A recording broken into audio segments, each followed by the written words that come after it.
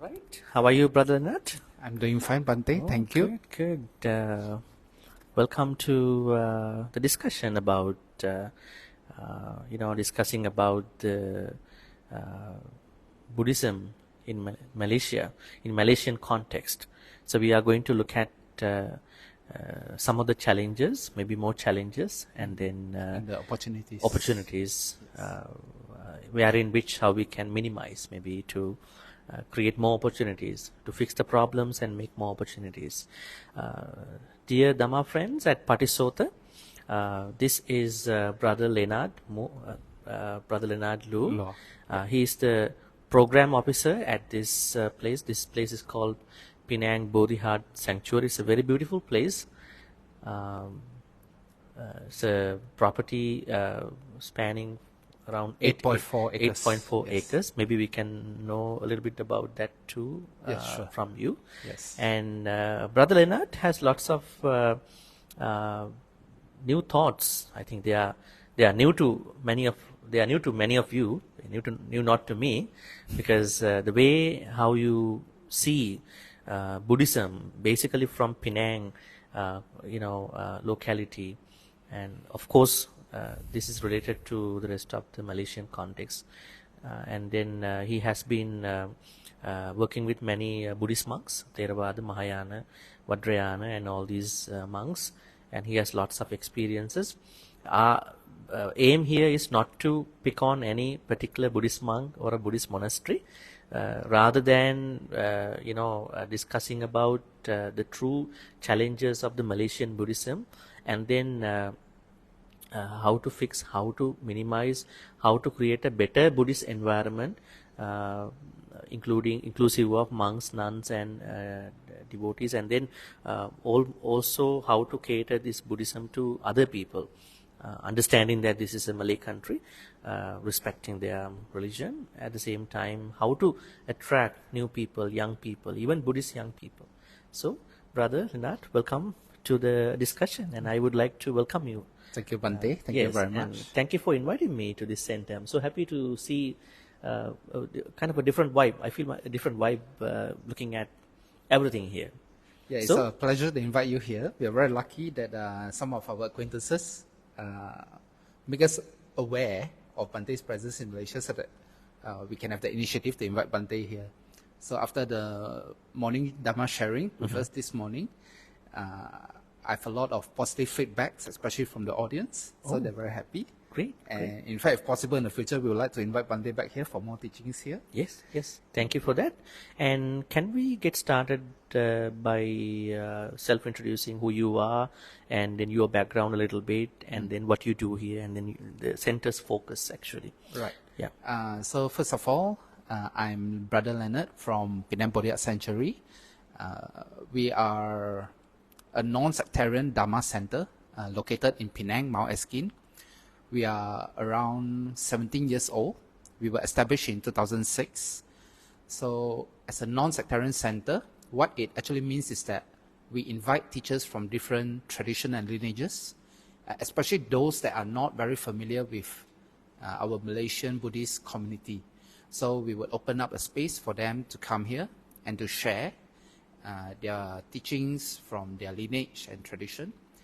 And if other parties are interested, we also encourage the teachers to go to their places to share with them as well. So as I said, Bodhihat is 8.4 acres. So we have 5 Dhamma halls here. In addition to our main center area, we also have a welfare village, 2 children home, Rui Children Home and Shan Children Home, as well as a center for the Society of Disabled People of Penang. So what we are trying to do is to play a part in the Penang Buddhist community, not just catering for Buddhist studies or Buddhist practice, but also to show a way of how we can integrate our practice together with the local community here. So especially those who are less well off than us, those who are facing challenges in their life. So we open up a space for them and allow them a space where they can grow, not just in their personal growth, but also in their independence, their courage, the way of developing a positive way to face life and whatever challenges that may arise. So, for example, for the children home, some of them come from displaced families. So what we do is we allow them a place and environment to grow up, complete just like a functional family. And then from there, they learn how to face the future. So coming back again to Bodhisattva Sanctuary, as I mentioned, we are a non-sectarian center. So we are very lucky here. We have. That means you are not. Your center does not promote any particular Buddhist school. You are non-sectarian. More to say that we practice all schools. Okay. Okay. So rather than saying that we don't promote any, it's more like we promote all the schools that are valid, practicing the valid Buddhist Dharma as taught by the Lord Buddha, and allowing people the opportunity to explore new avenues, new ways that previously they do not have any opportunity to meet. So we are more of a resource center here, where people, although I must say, as a Penangite coming from Penang, we are generally very lucky in Penang because we have access to many temples from different traditions. But then again, there are many lineages out there that we are not familiar with. So what we do here is to bring these teachers in and allow the local community to have an opportunity to meet them. Then having met them, if they find that the teacher is suitable, then they may decide to follow that teacher. So in that sense, we don't collect a membership of Bodhisattva.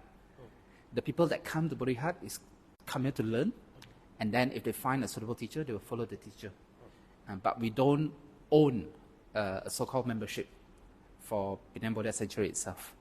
So it's rather a platform for all Buddhist traditions, and you are facilitating all of them for the sake of the best of everybody, right? Yes. In their practice. Basically, what we want to do is to promote the idea that all these different traditions and lineages, they are equally valid ways of practicing the Buddha Dharma.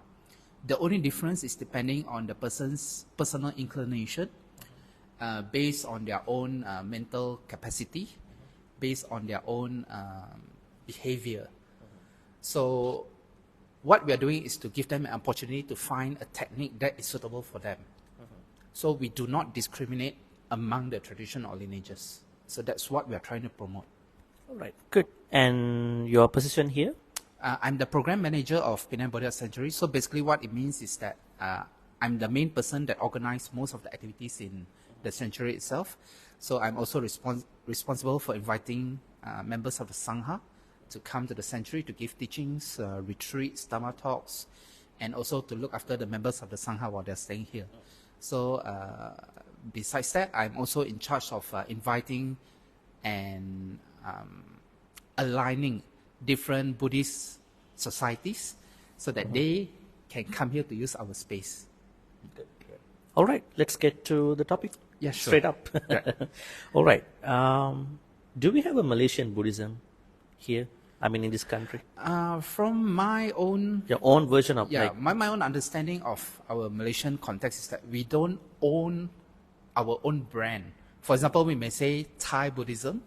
So generally people understand either like Mahanikaya or Tamayut, or maybe Burmese Buddhism. So like maybe say Pa'ao, Sitagu.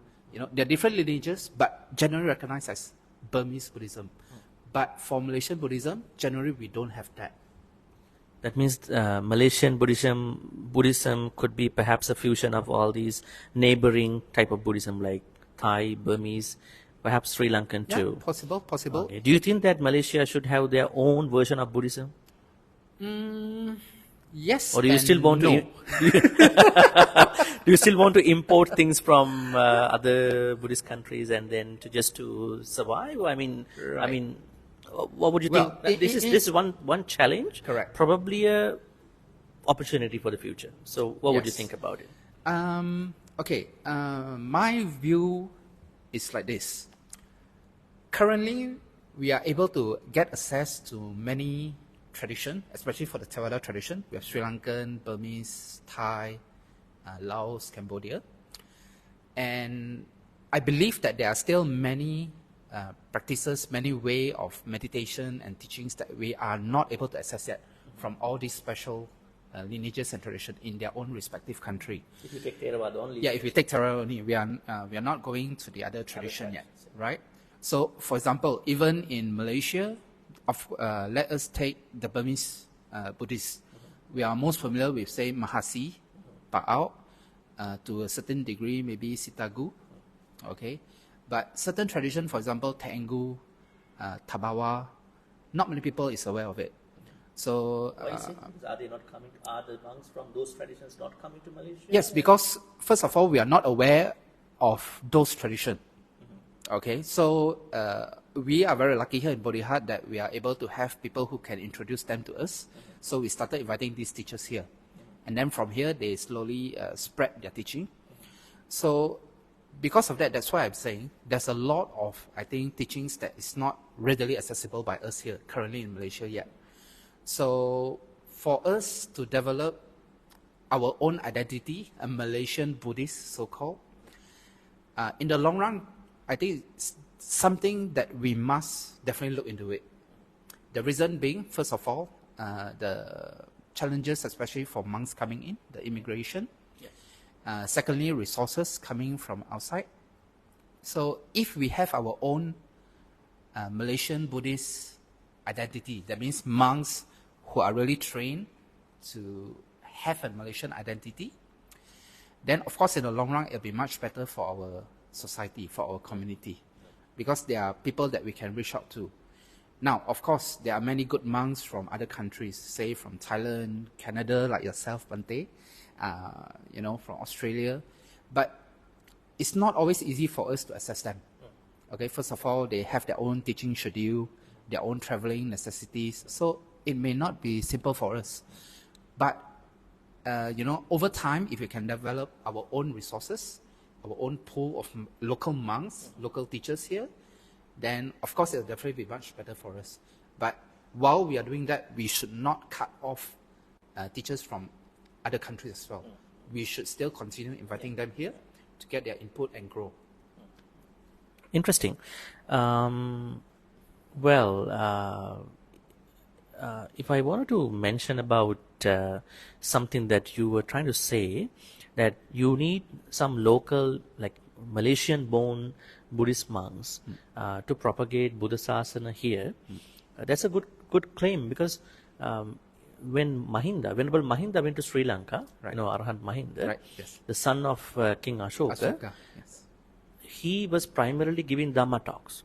And then at a certain point, King Devanampiya, the king at that time, asked Venerable Arahant Mahinda, now Bhante, has the Buddha Sasana been already established in Sri Lanka? Then Venerable Mahinda told him, not yet. Till somebody who was born locally going to be ordained, higher ordained, right. and start disseminating Dhamma, right. until up until that time, the Sasana is not going to be established in this country. Right. As a consequence of that, one of the relatives of King Devanampiya called Aritta became a monk. Right. That is the focal point where things got changed. It went on a different, area. That means a locally born person has yes. more potential. I mean, to reach out to the community, cultural values, yes. norms, Correct. and although you know the Dhamma, you perhaps might not know how people think. It's yes. good for the English educated people. Right. Maybe it's not good for the Mandarin, right. Hokkien, only speaking crowd. Right. So it's good. So one day, I think, as you said, you all expect that there should be a Malaysian version of Buddhism, Malaysian custom-tailored kind of Buddhism, where you have your own locally trained monks. Probably they might be trained from other countries too, but they are making their own version. Just to clear the air, we do have a lot of local-born monks. That means that's even by Malaysian, now. Yeah, Malaysian. They ordain in certain tradition. For example, in the Burmese tradition, the Thai tradition, the Sri Lankan tradition. So we have that. Okay. Already. But just that we don't have like a local. How should I put it? Like for example, if you go to Thailand, when you say Thai monk, they'll know that that monk is trained in that system that was developed in Thailand. Okay, and which has been, how should I say, that has been conditioned to cater for the needs of the Thai people. Okay, so that means the way they conduct themselves, the way they operate, is based off the Thai culture. So, You mean they are held back by the Thai culture? yes, they are tied to the Thai culture, Okay. to the Thai community. So even if they go somewhere else, they still identify with themselves as Thai. You see? So, that said, like I said, we have many monks that are Malaysian, born Malaysian, but they are trained in different countries. So we have, for example, Pa'aut monks, we have Thai Dhamma Yum monks. So just to mention a few centers, like for example, I think quite successful. One is Wat Santi in Johor under the auspice of Chow Kun Keng. So they are actually training a lot of youngsters, ordaining them, but as Thai Tamayut monks. And then, of course, we have from the Pa'aut system, we have Dharma Earth all over Malaysia. We also have, for example, Nandaka in BM. So the board from these monasteries, they are very successful in training local individuals to become very good monks.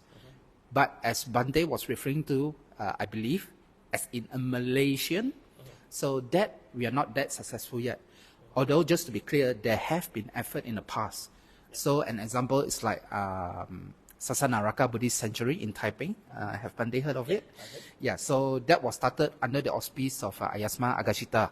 So with the idea of having a Malaysian Sangha. Because currently, if we ask any monks, not to say bad, I mean, it's a good thing to me, a pro and con. But mostly they identify themselves, oh, I'm from the Thai tradition, or I'm from the Burmese tradition. Or Sri Lankan. But none that, oh, I'm Malaysian tradition. Malaysian tradition, yeah. You see? So what I'm saying is that maybe the local community here, we can give support to outstanding monks who have the vision and the idea to develop this Malaysian tradition. All right, good. Well, we were trying to look at whether it is possible to have a Malaysian Buddhist version of Buddhism, hopefully. This must be on the way probably, and one day, probably in the near future, in the foreseeable future, this is happening. So we'll hope, we'll sincerely hope it's going to be happening. All right. Now we are going into the future of Malaysian Buddhism. I mean, even though we discuss about the elements of the framework of Malaysian Buddhism, but you do have a Malaysian Buddhism, more or less prevalent everywhere in this country. Correct. So, looking at that existing Malaysian Buddhism, now we're going to be looking at what challenges they are facing. Now let's talk about Theravada monks, Theravada Buddhist monasteries, and you have Mahayana monasteries and Vajrayana too. So, and you have lots of experiences working with different monastics and temples and all that. How long have you been working here? For Bodhihat itself, I've been working here for almost 11 years. 11 years. That's a pretty good, number quite a long time. to get a good sense of what it is. So, what have you seen, like probably observed among the Theravada temples, Theravada monastics, Theravada communities as challenges? You can probably list out the challenges in the form of their practice, in the form of their administrative operations, in the form of their probably outreach issues, in the form of their so and so forth stuff. So maybe you could share out such things with us. I think first and foremost concern that maybe most, especially lay person driven Buddhist society in Malaysia will be facing is getting the younger crowds to come to the temple, the monastery or center. That said, of course, like I've mentioned before, temples like Wat Santi or even Dharma Earth, they are very successful in getting young people to go there. But generally speaking, in the percentage of the non-Muslim community, there's not much of an outreach program yet. Of course, there have been a few programs that have been brought forward by organizations, for example, Theravada Buddhist Council of Malaysia, TBCM. They are pretty active, but I would say mostly focused mainly in the Selangor area, KL area. Not so much here yet. Island-wide, national-wide. Yeah, not so much yet. But I believe they are on the right track, just that they need a stronger push. Outreach expansion, huh? Yes, correct. So one thing that we may face is getting youngsters to come in, mainly because, how should I put this? First of all, if we are looking across tradition, okay, generally, personally, I find that if a new person, that means someone who is totally unaffiliated with any tradition, who are not familiar with Buddhism at all, But could be a nominal Buddhist. yeah, could be like a Vesak Buddhist as we call them. That means they appear only once a year. Vesak, During Vesak Day. Vesak Buddhist. Interesting. Okay, so yeah, when they go to Theravada temple, generally harder for them to fit in. Okay, mainly because What are the reasons behind that you identify? To put it nicely, the Theravada community, that means the disciples that have been going regularly to these temples, they tend to form a close clique by themselves. And it's something good because it forms a, how should I put it, like a support system for all of these close disciples. But at the same time, it becomes too rigid. And when new people come in, they tend to see it like a challenge. Like something new, or they're bringing something new to the people to who the are old. already there? Yes, to the existing group of people. In what ways? It's a bit of conflict. It's like we want more people to join us. Yes.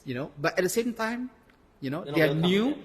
It's not that they don't welcome, but it's just that they are not familiar with the way we are doing things here.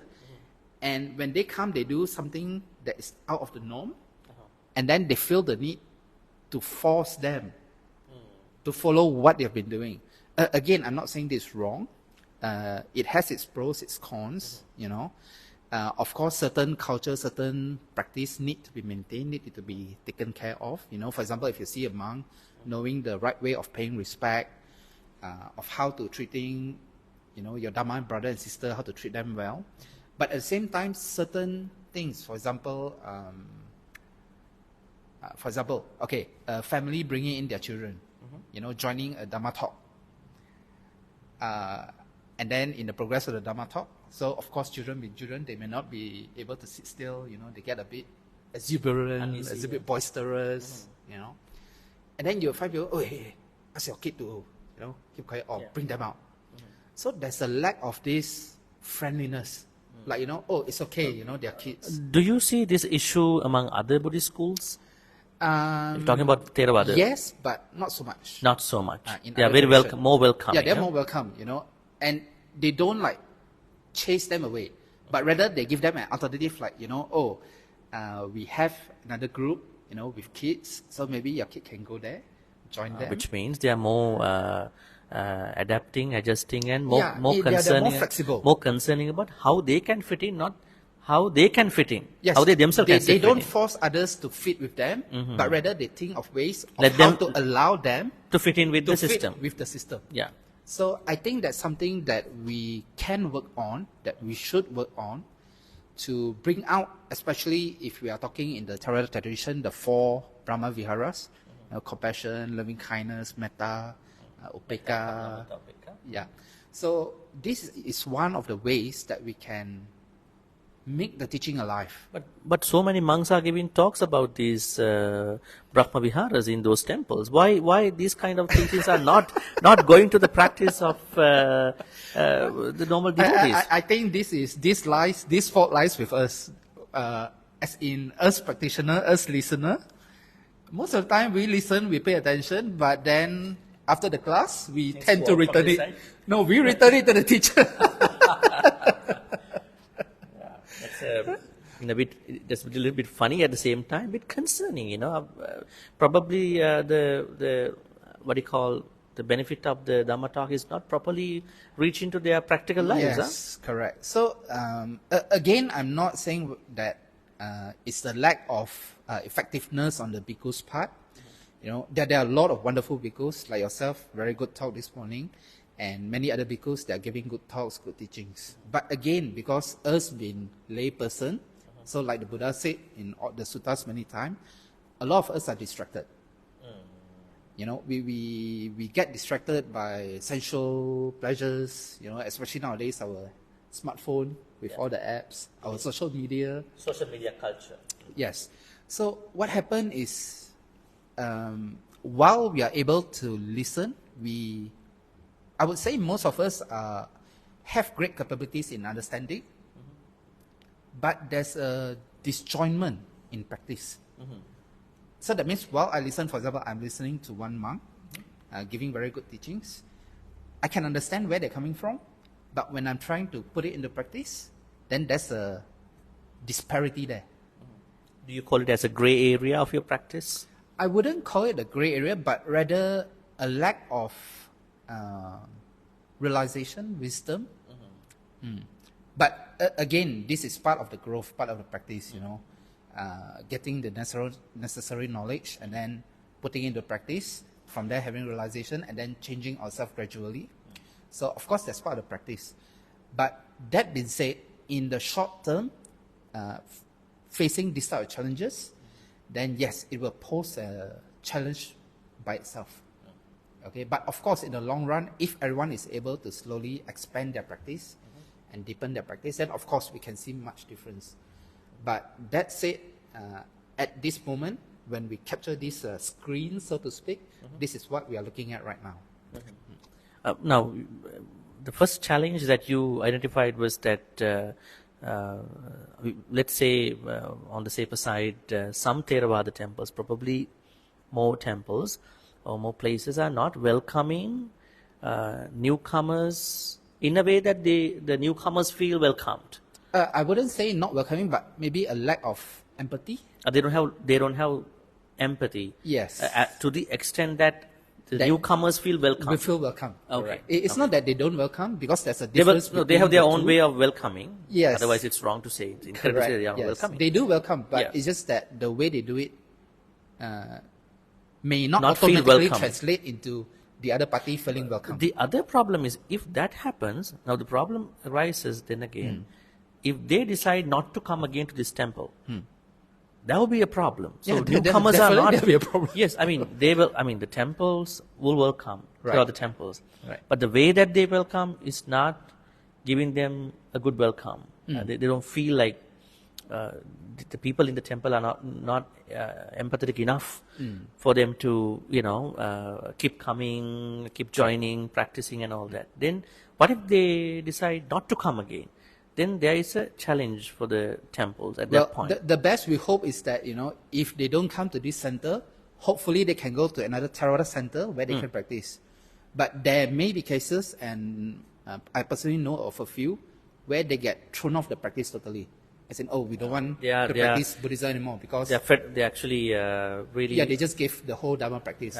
fed up of everything. Yeah, fed up of everything. Like, they say one thing, they practice another thing. Okay. They're not walking the talk, hypocrites, so to speak. Okay. And they just give up the practice.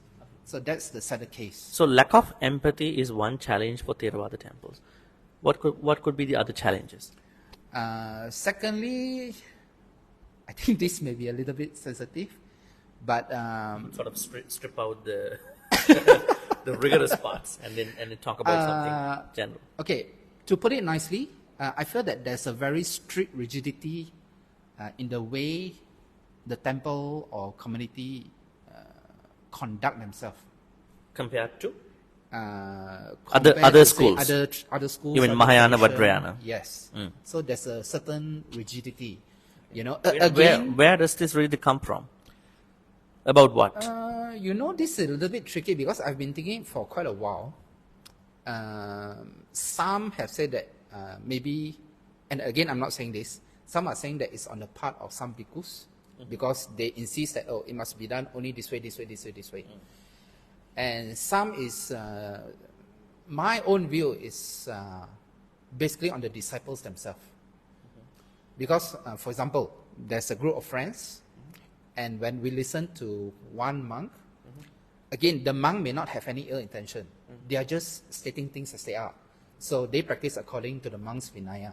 And of course, the Vinaya is much different from our layperson life, our precept, our life, our way of living. But as part of us trying to show our respect to the monk, we try to adopt their practice. Interesting. Okay. Loaning that practice. Yeah, trying to, because our idea is, the best way of honoring the teacher is trying to uphold the practice, which is something that Buddha taught. But when we try to uphold something that in the first place is not compatible with our practice as a layperson, then of course there'll be a disparity, first of all. Second will be a conflict. So what you are saying is that ultimately what the lay people are trying to practice is not the lay people Buddhism, but the monastic Buddhism. Yes. If I put it correctly. Yeah, you can put it in that way. Yeah, monastic Buddhism should not be the lay people Buddhism. Correct. But again, there's a misunderstanding. Again, I wouldn't put it on the bhikkhus part. I would say it's more to a layperson because They are doing in good faith. Yeah, we do it in good faith, but again, good faith, but not enough exposure, education on the right way, the right manner. So again, sometimes it's good because if we try to uphold the monks' Vinaya, it will definitely improve our own practice. So it means that a lot of things we are more careful, we don't break. Of course, if we are trying to keep this majority Vinaya, we are definitely protecting our 5 precepts. Much easier to keep the 5 precepts in that sense. But again, as a layperson, we should practice as a layperson, not as a monk. But when we are trying to practice as a monk, if you want to do it personally, fine, I have no issue. But when you try to impose that on others, then it becomes a big issue. Yeah. True. Great. All right. So lack of empathy, and then trying to, lack of education, I would say. Lack of empathy, lack of education in the second point. Yeah, in the second point. Where people think that monastic Buddhism is also the lay people Buddhism. Actually, Buddha has demonstrated clearly that lay people have their own way of practice. Correct. Rather compared to the monks. Yes. All right. We will be talking about opportunities out of these later. Now, the second definitely. challenge. What would be the third challenge? Third challenge. So, of course, I think coming from a Buddhist organization, many Buddhist organizations will be facing is, of course, lack of resources. Like I said, coming from Penang, I myself feel very, very lucky. Anytime I want to go to temple, assuming I don't want to see Bodhisattva, I'm tired of it, I want to see other temple, I can just go out like maybe 2 minutes, 3 minutes, I can see another different temple. Different tradition, different lineage. It's just couple kilometers away. Less than a few, less than that. Maybe meters. Yeah, maybe meters, you see. But then again, that translates as too many places taking up a lot of resources. So, of course, resources are finite. It's not infinite, it's finite. And the community of Buddhists in Penang itself, I'm not even talking about out of Penang, I'm just talking like in Penang, limited pool. Okay? So, first of all, this pool of Buddhist disciples, Buddhist practitioners, already divided into 3, following different traditions. So Theravada, Chinese Buddhism, Tibetan Buddhism, they're already split. And then within Theravada Buddhism itself, again split.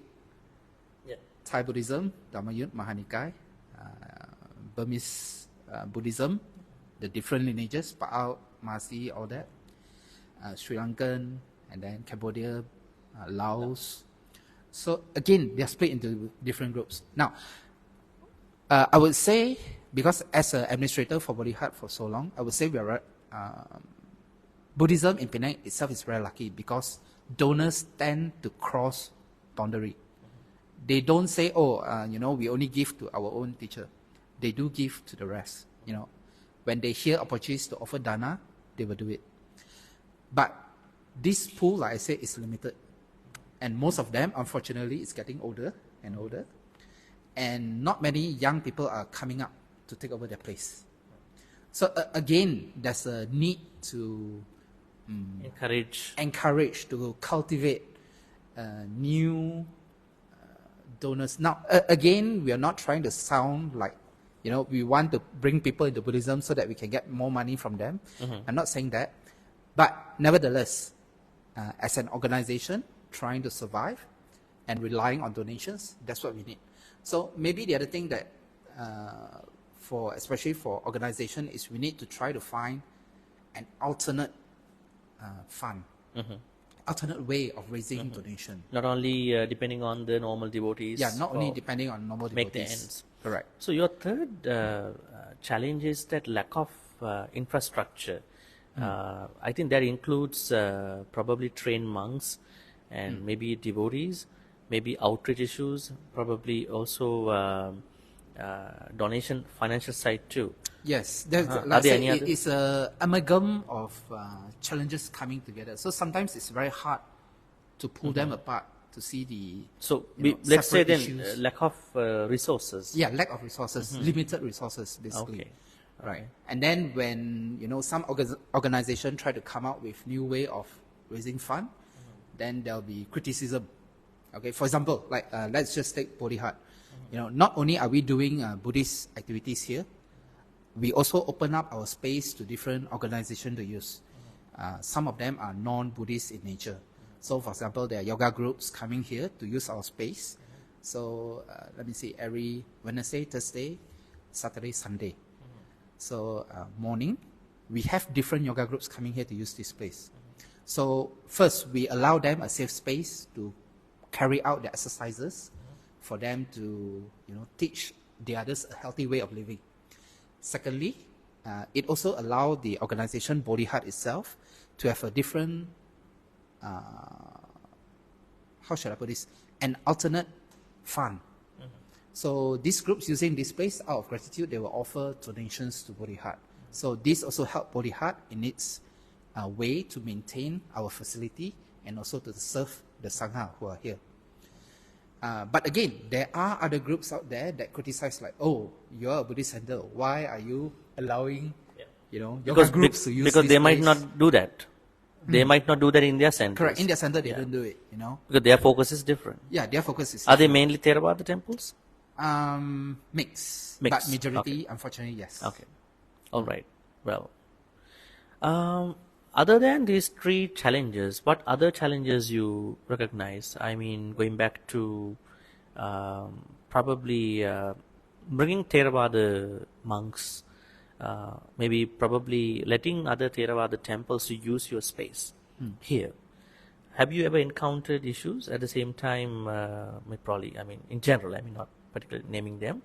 And then I think we had a casual discussion yesterday about even within the, the school, Right. maybe the country-specific school, they might not accommodate each other, but you accommodate everybody. Yes. That's interesting. I mean, let's say Thai culture, and then Thai monks. You see Thai monks, but could you elaborate us on that actually? Yeah.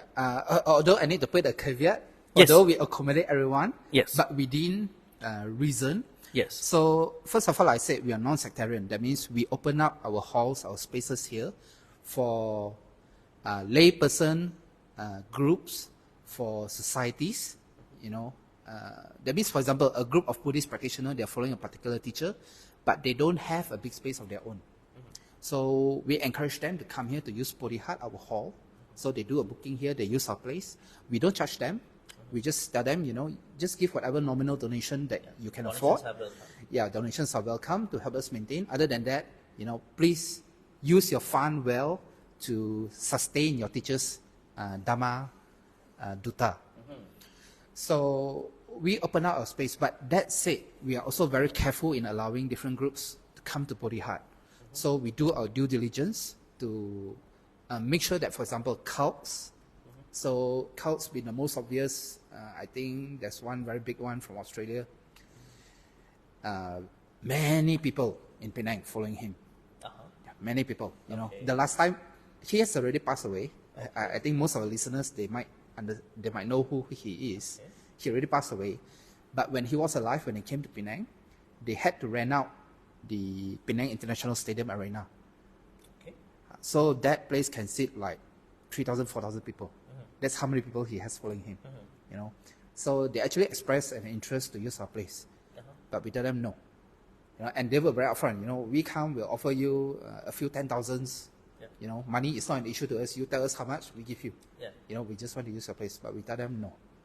You know, we of course, we go in nicely like, oh, we don't have the space. The main reason? The reason being because, first of all, Bodhi Hut Sanctuary, we are established as a place of Dharma.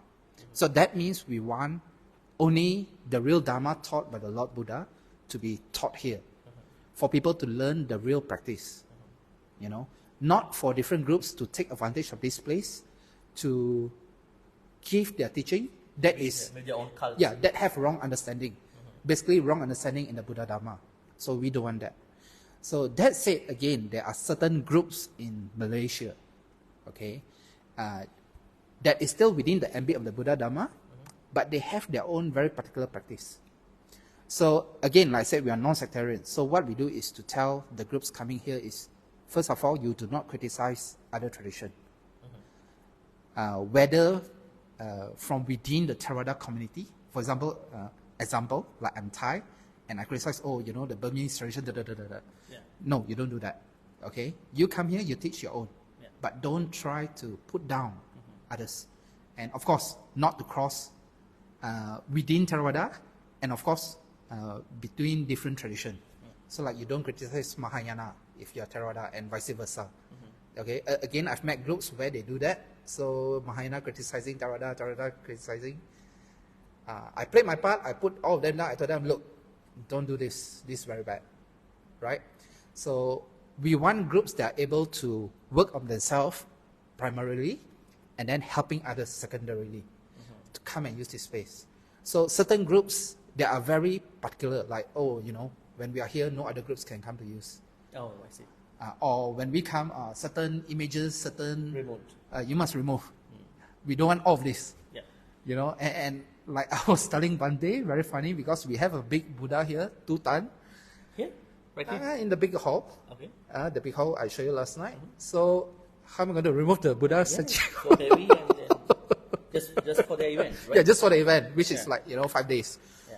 So no, these type of groups, we are very careful of them. We tell them, no, sorry, we don't have space, right? But other than that, most of them we do welcome here, as long as they're doing their own practice to better themselves, to better others, And promote the Buddha Sasana, and right? to promote the Through Buddha Buddha Sasana. Sasana. Yes. All right. So how do you name this 4th challenge? Now the first one is lack of empathy. Second is what did you call lack of resources, Yeah. and 4th one, maybe we can call it developing acceptance of other tradition, of other method. yeah, accepting other traditions and then trying to co-work to promote the Buddha Sasana altogether. Yes. Promote Buddha Sasana as the main, because that is what we want, the Dharma that is taught by the Buddha. And all of these different traditional lineages are just methods to achieve to achieve the main that peace and Dharma happiness. that is taught by the Buddha. All right. And not to put others down. Definitely. That is what the Buddha said too. Yes. Now let's go back to the reasons and let's talk about these reasons, challenges as opportunities to promote Right.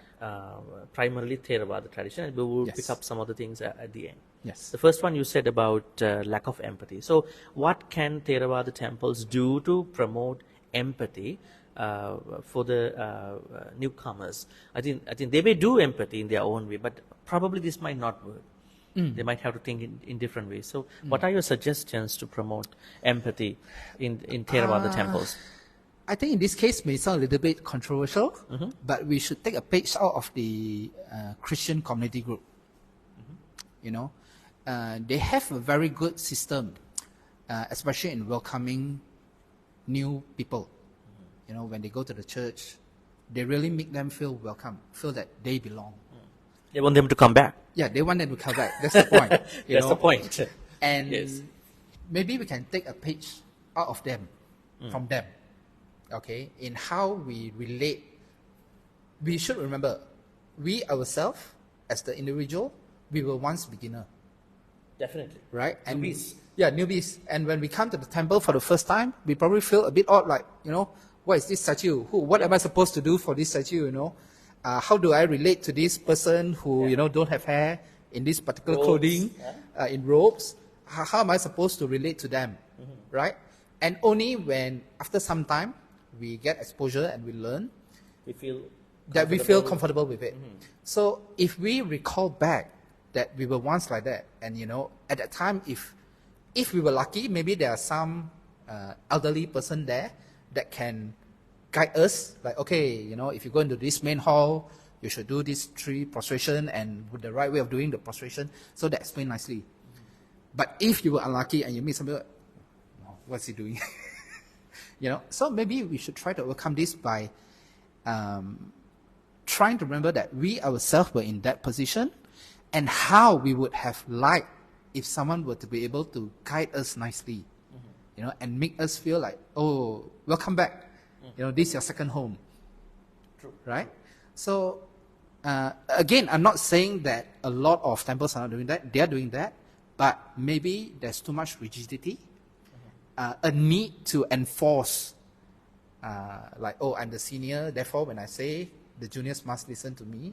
So there must... That comes down to the second challenge too. Yeah, we can go ahead. It's part of combining together, So, and again, if we were to look across tradition, like we see the Mahayana, the Chinese tradition, how they receive guests and treat them. So maybe we can learn from that. Yeah, and again, by doing that, that will also help us to improve ourselves, especially from our practice of metta, loving kindness, and compassion to others. So that's how we can grow as an individual as well. At the same time, adding on to that point, I have never seen that Theravada temples outreach is trying to appoint somebody maybe to teach their community that we have to welcome others. Their main focus is self-liberation and all that. Probably they might need to reconsider of probably the temple officials, maybe some monks, maybe one monk, teaching their own existing devotees that we have to welcome others. Do you think that their goal of liberation has any impact on this? Because they are talking about becoming an Arahant, and Mahayana temple they are talking about becoming a Buddha. If you want to become a Buddha, and also if you see the nature of the Buddha, Buddha is for everybody. But if you want to become an Arahant, you are trying to go for your own self-liberation. This is what they hear from Dhamma talks and retreats. Probably, even if that is true, when it comes to their normal temple practice, don't you think that even from the Sangha side, to share some teachings about this, what you call kind of a mudita nature, probably a nature of becoming a group, what would you think? I mean, devotees sometimes could be kind of misled, kind of disconnected. Right. Yes. Again, that's not true. There's a lot of saying that Theravada practice very selfish. We only want to attain Arahant, to liberate ourselves. That's not true, because if you were to see the suttas, that's what they think.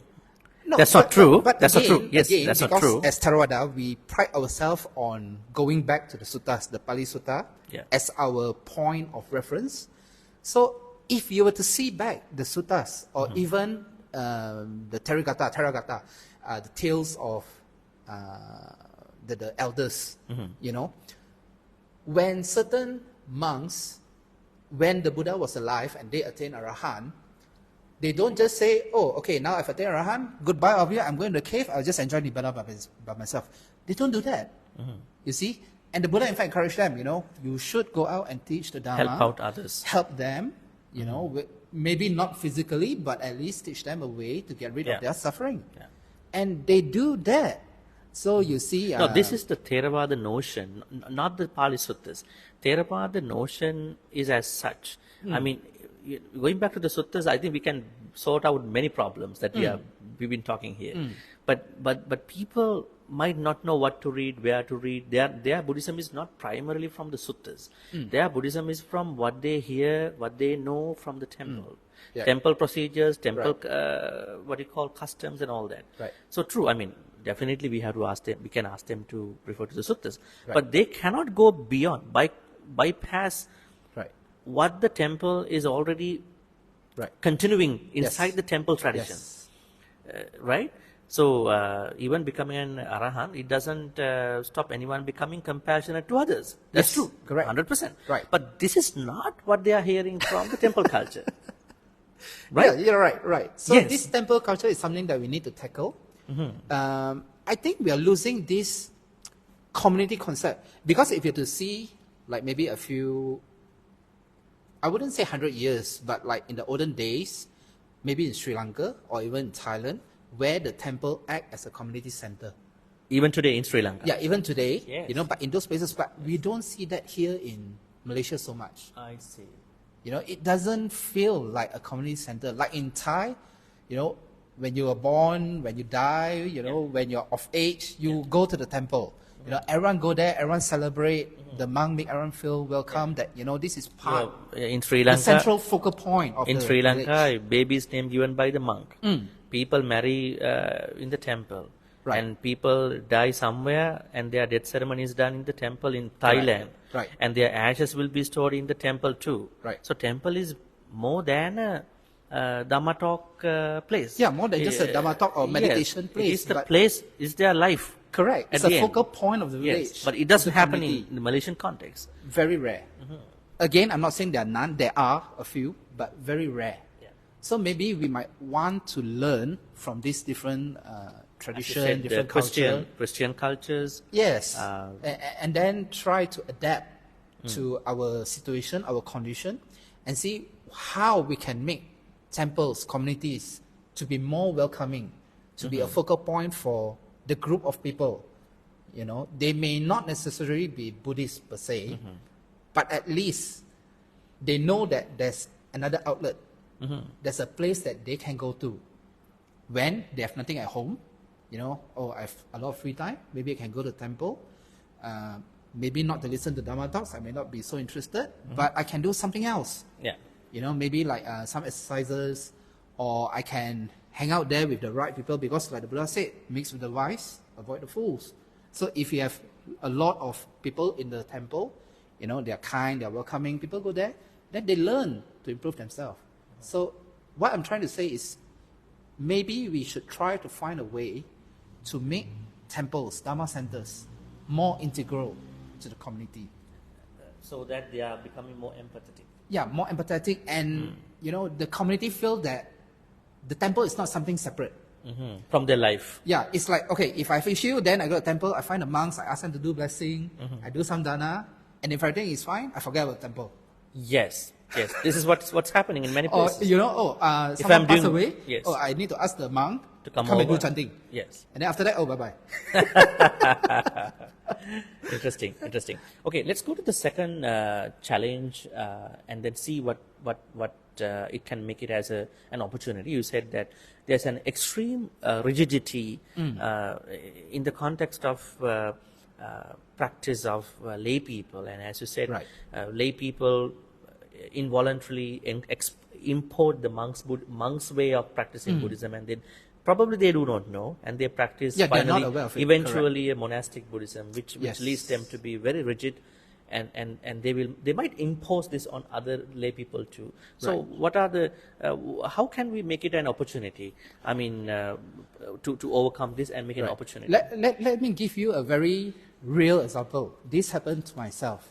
Okay, I graduated from USM, and we actually have a Buddhist society in USM, PBB USM, Pelajar Buddhist, what's it? Persatuan Pelajar Buddhist USM. So when I first joined PBB USM, I was very rigid myself, and I criticized a lot of what they're doing. Okay, a lot of my juniors and peers, you know, every time in the Buddhist study when they see me coming, they're very scared. They say, "Oh, he's coming to criticize us again. He's going to scold us again." You know, and I was telling them, like, you know, as Buddhists, we should only either listen to Dhamma talk or do meditation. We should only do that, nothing else. You know, and your focus of, you know, doing hymn singing, fellowship, They are not Buddhist. enjoying festival, you know, no Buddhist element in them. Okay, again, that was a misunderstanding on my part. I'm very sorry to my peers for making them feel that, you know, for making all of you feel that. I'm very sorry. You know, but as I grow older and I have a child of my own, a son of my own, now I grow more understanding. Like, you know, there is a role for each of these activities. You know, even for example, hymn singing. Okay, and I know there are quite a number of elderly Dhamma practitioners, Theravada, who criticize. Oh, We should not sing. Music, songs. Yeah, all these songs we should not do. The temples. If you want to sing, okay, sing the gata. Okay, but that's about it. Don't do anything else. That's singing too. That's singing too. I mean, if you sing the gathas. Yeah, but it's better. It's more holy because we're singing the dharma. Yeah. Funny, huh? I mean, But as I grow older and then I reflect back, and I find that actually, we can use songs to even outreach to people. There are a lot of good songs with value in them, and they're not necessarily Buddhist. But they have values. but the message is very outreaching. Yeah, it's very outreaching, very compassionate, very loving kindness, and we can actually use these songs, as a way of introducing. Now, I'm not saying that we should do singing as the means and the end. No, but it can be a way for us to attract new people to come, especially youngsters. Yeah. So, like I was saying with my son, so I let him hear, music. And then after I explained to him, in this song, there's this value. So maybe you should He can better understand. Yeah, how you should inculcate this value into yourself. And totally not Buddhist songs. Okay? So, now even as I grow older, then I can see the value of, these certain activities, certain events. For example, like I was saying, hymn singing or even songs. Even, like festivities. Mooncake Festival, Chinese New Year. Put a Buddhist spin to it. Even that was what Buddhism even Vesak, right? Vesak. Yeah. Even during the Buddha's time. Certain practices, for example, our most famous Sigalo Sutta. So the young man was paying, because his father ordered him to, and he paid respect to the 8 direction, and he just do it until the Buddha. 6 direction. 6 direction. And then the Buddha came along and told him like, oh, look, this is the reason why you're paying respect to the 6 direction and what they actually mean. So the Buddha put a dharmic spin to it, a dharmic value to it. So maybe we can do the same thing. We go through the festivities, but we propagate Buddhist value, Dhamma value. Okay. For that, we can use music. Yeah, we can use music. We can use, maybe tea ceremony, even calligraphy. As long as we can relate to it, the local community can relate to it. They find value in it, and then from there they slowly develop themselves as a means of, introducing them to the Buddhist world. How do those Theravada temples, if they wish to change, if they wish to change the narrative, if they wish to change the direction that probably they have been going in the last couple of decades, probably if they really want to change, adapt for the betterment of their community, right. By choosing these things, like what you said, music is of course some temples are still practicing, but not with lots of support. Right. How about tea ceremony and calligraphy? How could a Theravada temple introduce a tea ceremony and a calligraphy thing to promote? You see, in Chinese Buddhism, Han Buddhism, they're actually doing that. Tea ceremony, calligraphy is part of their practice. So when they make the tea, they are very mindful. When they taste it, they are mindful of the taste. So they make it as part of the practice of mindfulness. Or even calligraphy, when they're writing, they're very mindful. And then when they write, they understand what they're writing. So, of course, we don't have to copy directly, but if we can make our own version. Yeah, we can make our own version. So, for example, and this I myself, because when I was young, I always go to Mandarama Buddhist Temple in Penang, and especially near Vesak, I think they're still doing it. We will make Sri Lankan lanterns. Those buckets. Yeah, those big buckets. They'll put metal frame and then we will stick, paper onto it. So you can actually do art like this and add mindfulness with understanding and then make it into something positive. And of course, art and craft like this will attract a lot of kids, a lot of children, So that's it, for example, like Mandarama Buddhist Temple, they have their own activities. So I'm not very sure because it's been a while since I've went back to Mandarama. Very busy, tied down here. But last time when I was young, they had like basket weaving, lantern making, what other things are? Hymn singing for kids camp, things like that. So I believe they are still doing that. I think it's something good they're doing, and they are maintaining very well. Sadhu to them. But for other organizations, maybe we can find something that is particular to the local community, and try to adapt it and make it added value, Buddhist added value to it. All right. So definitely, Theravada temples can consider new ways of operating, functioning for the betterment of their activities and community outreach. All right. When we come to the third challenge, which you said, what was about? It was about resources, lack of resources. How can Theravada temples promote develop their values? Do you think they are largely ignoring certain resources that they already have, maybe that they already can have access to, or if they don't have, in real sense, how they can approach such resources? Actually, there's one resource that the Buddhist community already have, but they are not using it, or at least not from the Theravada in Malaysia.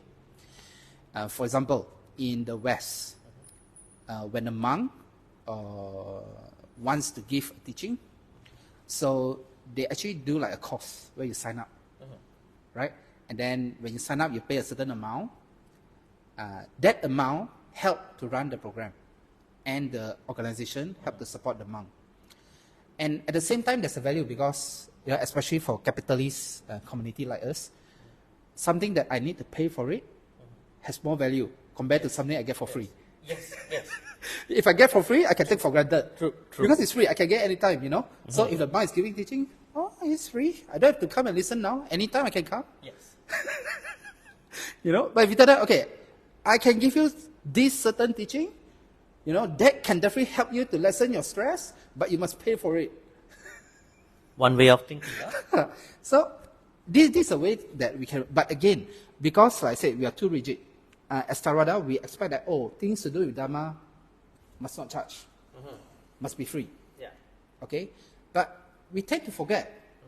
For example, organization like Bodhihat, we cannot go to our utility provider and then look, we are doing Dharma program, we are doing something good, something wholesome. Cut down on our bill. Or discount our bill. Yes. Yeah? So, if we are not getting donations from one way, we still need to find another way of getting it.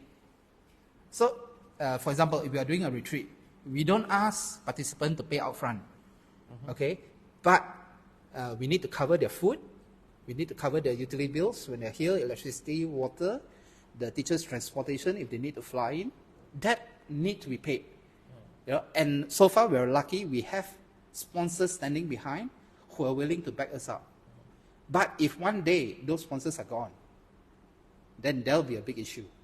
And I believe we are seeing this thing happening. So maybe we can consider change our way of thinking. We are not actually charging for the Dharma, we are charging for the associated services to support the Dharma. So people need to understand that. Okay, so for example, like for us Bodhihat, we actually faced this issue 4 years back. We actually tell retreat participants, when you come, these are the amount for your food. So each day, each person, 1 meal is 4 ringgit. So 2 meals a day, 10 days. Yeah, there was a breakdown. Yeah, that's a breakdown. And then this, your utility bills, when you're staying. So we charge you this amount to cover this cost, And there was a very big criticism came in. Criticism. Everyone's like, wow, Bodhihat, charging people for money to come to the Dharma, to learn, they must pay money. But they don't understand. We are not asking you to pay for the Dharma given by the teacher. What we're asking you to do is to help us to cover the cost necessary incurred for the running of this retreat. If we ask for the donation, but if we ask for the donation for the Dhamma talk, it could be $1 million. You cannot, because the Dhamma is priceless. Dhamma is priceless. they can understand that, right? Okay. So maybe that's. And what happened? Slowly, were they able to understand that this is only for the cost of expense? So we had to. Still going on. Yeah, still going on. So what we do now is, okay, we don't want this type of controversy to happen. We don't want this type because too much to handle. So, okay, the participant come free of charge, but behind, we have to do more work trying to find more donors to come and give. So, because now we are facing an economic slump, so harder for us to get a bigger amount of donation at one time. So last time maybe one person come out, okay, I can pay for the whole retreat, no issue. Okay, but now we need to find maybe 20, 30 people to make up the same amount. And because costs are rising, everything is rising, so even more needed. So it's the Dharma practice, the way we are looking at things, but maybe there's a space for us to change our view, like to understand truly, you know, temples have their own running costs. Okay, yes, Dharma is free, Dharma is priceless, but Dharma is free. But costs incurred for managing a Dharma center, a temple or monastery is definitely there. Okay, now one of the, because they say, oh, it's a monk, we offer to the monk, much easy. So that's one way of looking at things. So like I said, for us, again, we need to find different ways. So like I said, first is inviting different groups to come to use different type of activities. And then of course, like I was mentioning in the first issue, then people start to criticize, are you a Buddhist center or what are you? You see? All right. So, Brother Leonard, we don't have lots of time to go Right. to other traditions, so we Right. will put it as the future of Theravada Buddhism in Malaysia. And now we've been discussing about few very important challenges, and Right. then some of the opportunities. So, let's conclude our discussion by now. Right. Could you conclude our discussion in Okay. saying what would you want to say to the audience out there about how can Theravada temples, monasteries, communities can grow bigger at the same time, by being updated about what's really going on? Do you think, are they really being updated with what's going on and then catering to the needs of them, especially the young people? How can they reach out to young people? And then we will finish at that point this discussion. Right. I think first and foremost, what we should do is to allow the younger people a larger say in the running of activity pertaining to their age group. So we allow youth to run youth program because they know what they need, and we need to build up the trust. You know, as the senior, we are there to guide them, but not to control them. We advise them, you know, certain ways you should do like this. Other than that, please feel free to do as you see fit, as long as you're not breaching any major rules, any major regulation, and have that trust for them. So again, in other organizations, non-Buddhist, we can see where if the more senior participant, they allow the younger participant to have a larger say, to have their way of running things, it actually improves those organizations. So maybe we can consider trying to limit ourselves, not to impose like my personal view on others. Allow them to grow, have an understanding that every person is different. Every person has different needs. And we allow them this space where they can develop themselves. And everyone is picking up Buddhism in his or her own way first, right? Then trying to slowly progress. Yes. Okay, good. Building trust is very important. Correct. All right. Any other thing that you may have left in the discussion that Theravada communities can do as an opportunity? I think so far, as we are facing now, a lot of challenges, yes. But again, if we take the time to introspect, to look into our methods, our system, I feel that, you know, we can actually take all of this and make something better out of it.